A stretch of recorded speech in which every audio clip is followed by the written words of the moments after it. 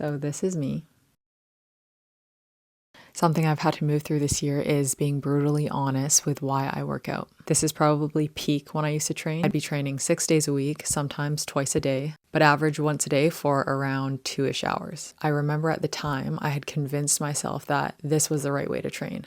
This was healthy. Because when we see people train like this, societally, it's labeled as healthy. I also wanted to prove to myself and others that I can do this. If I could reach this goal, then I would feel accomplished. I would feel good enough. When I started doing shadow work on myself, I was able to start seeing this shadow aspect of me, that I was training because I didn't actually feel good enough. So then training was just feeding this wound of mine. I started to understand that when we're doing this over and over, when we're feeding our wounds, I was actually creating my own suffering, whether I realized it or not. I had to realize that when I don't actually heal my wounds, they create my reality in many different forms. Not feeling good enough, you better believe that played out in my reality in more ways than just the way that I trained. When I chose to go into my pain because I am powerful enough to transform it, that's when I was able to start training because I care about my body. I honor my body. I can then come from a completely different energy when I choose to work out. I began the process of aligning with the highest version of myself because